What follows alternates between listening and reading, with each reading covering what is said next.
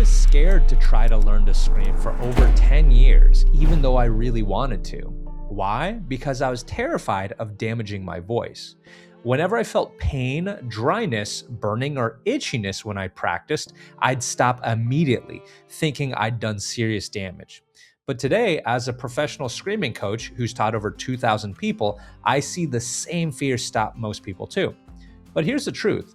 In most cases, these sensations don't tell us whether we've damaged our voice.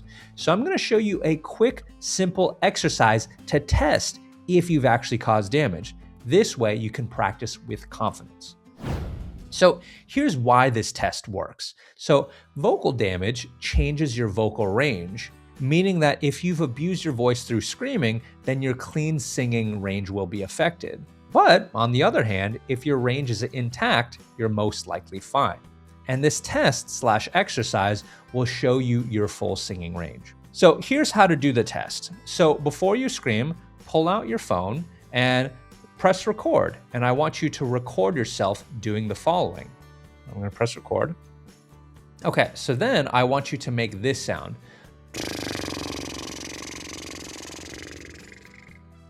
And that's called a lip trill. So after that, I want you to go from the bottom of your range all the way to the top of your range and then back down.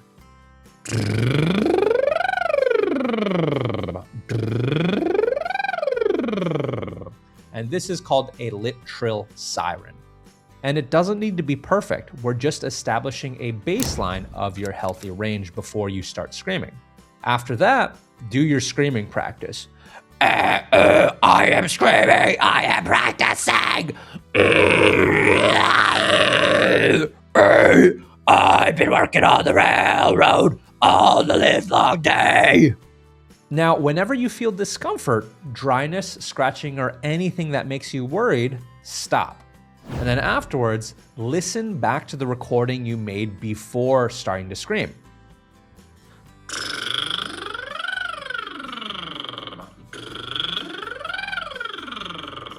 And this is called a lip trill. Okay, so after you hear it, now then try to recreate the exact same lip trill siren.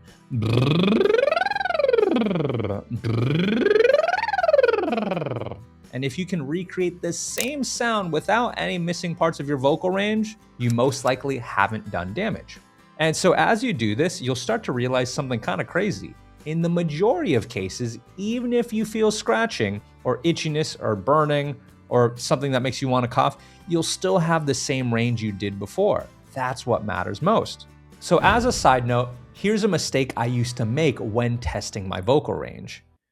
So whenever I was paranoid that I had damage, I'd take it easy on my voice and do the test gently. The problem, when you do the exercise in a different way, especially if you're feeling more kind of like afraid, your range feels different. For example, if I'm not feeling paranoid, then I could easily, but if I am feeling paranoid and as a result I want to take it easy, then I can go,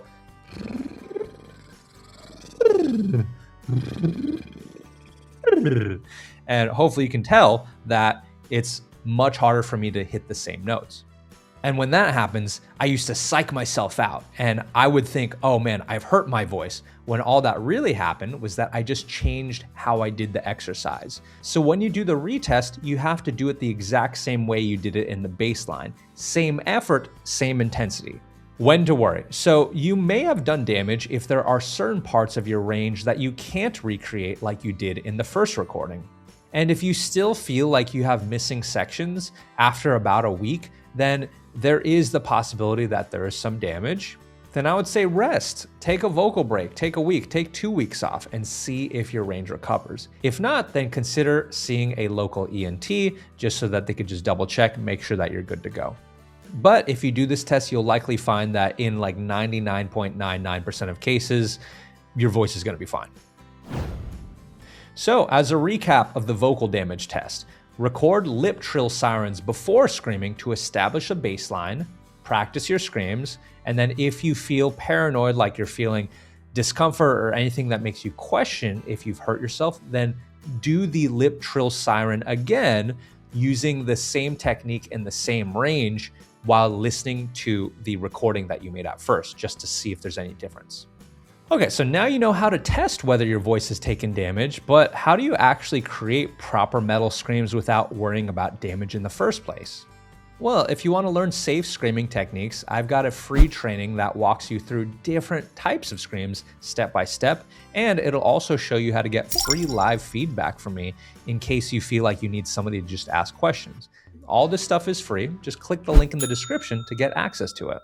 All right, I hope this video helped alleviate anxiety. Have fun screaming.